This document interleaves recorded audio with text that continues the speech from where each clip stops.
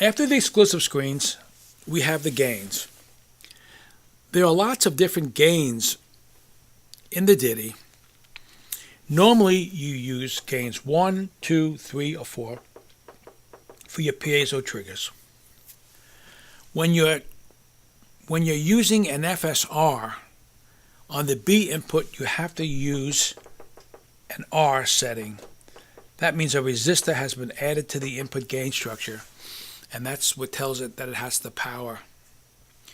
We also have some gain settings that have a capacitor when you add C to it, and these things all affect the gains in different ways. There are some explanations in the manual.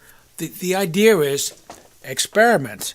If you don't like the setting that we pre-picked for your input type, go through and try different gain settings.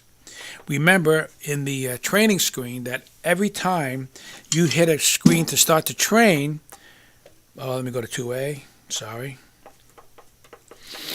Every time you train, each time you change any of your gain levels, you're going to get a different result when you train.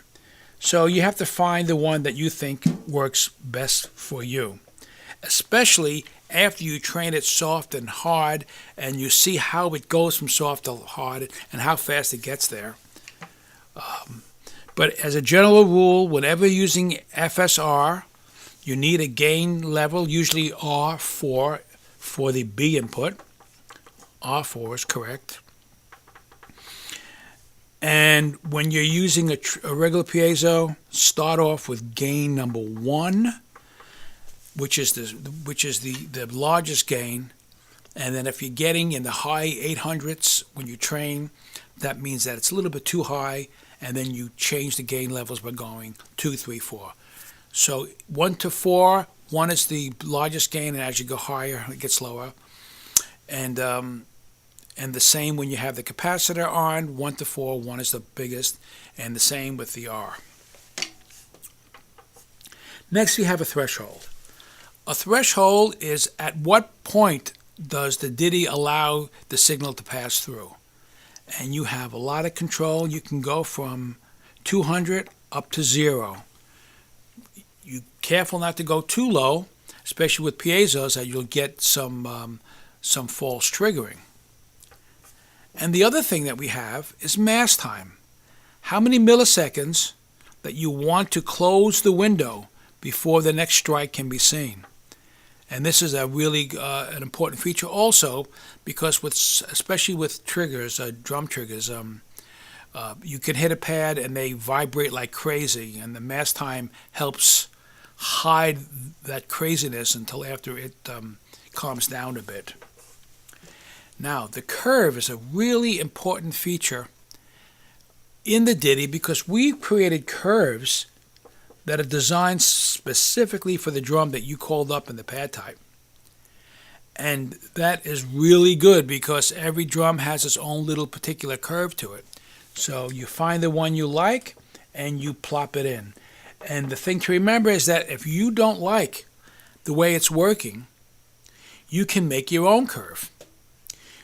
And in the manual, it gives all the different spots inside the curve, and you can start by writing them in the curve and then make the change. So the DITI has 5 of your own curves that you can make for yourself. And here's the interesting thing about that curve.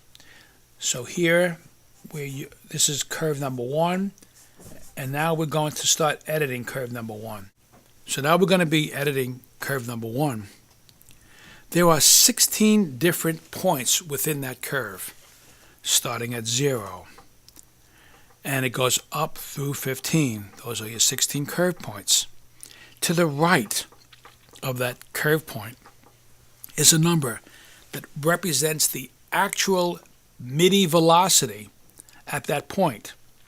So, if you play and you're staring at a little MIDI scope on your screen, which is something that you should get.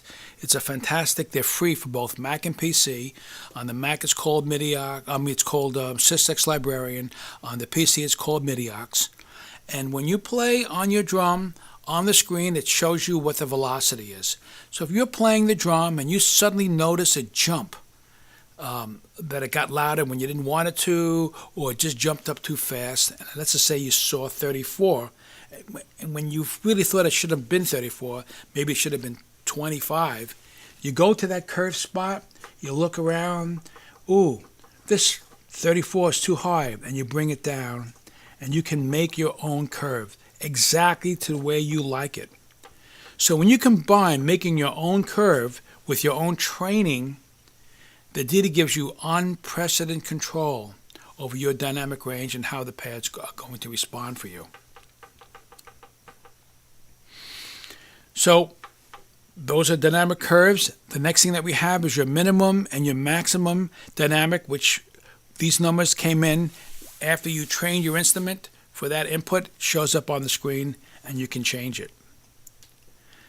Of course, you can reinitialize your instrument. You can do a dump of one kit onto a computer. You can dump all your kits, and you can do a dump of global. By the way, I should mention that the all kits and global a little bit different than on Malacats. All kits are just all of your kits, and your global is everything else, meaning your training levels, meaning your gain structures, all that stuff. And these are just your kit values, which means your note numbers and your channel number assignments. So generally speaking, you should probably do two different kinds of dumps. Why do we separate it out? Because you may want to, once you train the instrument just the way you want, you may want to have a whole collection of different kits. So we gave you that ability to spread that out.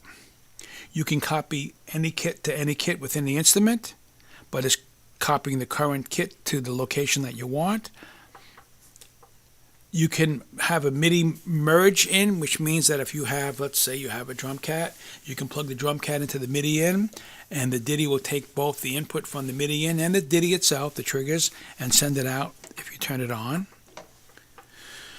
You have a scan count, and a scan count basically is how long the DITI stares at the trigger inputs before deciding what the velocity is and send it out. For normal inputs, they default at 10. For membrane switches, they default at 50, but you can bring it up or down. Here's the wrap on that. The lower the scan count, the better the latency, faster, low latency, but you get more accurate dynamics when you increase the scan count. Each scan count is 400 microseconds about, so you can plan approximately, really approximately 2 to 1. 2 scan counts equals 1 millisecond, which is 1,000th of a second. Your interaction level. So there are a couple of screens here that we can get into. We won't get into that much detail here. You can read about that in the manual, but essentially, the threshold is when that envelope that controls interaction kicks in. It defaults at about 60. If you want it more sensitive, you would raise the threshold. If you want it less sensitive, you'll lower it. And this is the minimum envelope where it starts, and how long, this is the most important, how long that envelope basically raises that threshold, so you don't have false triggering. Again, it defaults to around, I think, around in the 60s. I always try to keep this as low as I possibly can, because if you have it too high, yes, it gets rid of all interaction, but it also prevents double stroke rolls from happening. So you have to play with this one if you do a train and you don't like the results. These numbers pop in when you train. That is, this number here pops in when you train. These numbers you can change the threshold manually, but not the duration. Unless, of course, like we said before, if you hold it down and lock it, then that will prevent the training from changing the duration. What it will do is affect the interaction level, which is, again, how sensitive you need the interaction to be. And it goes all the way from 512 to 1. The higher you raise the number, the more it temporarily raises the threshold of all the interacting pads.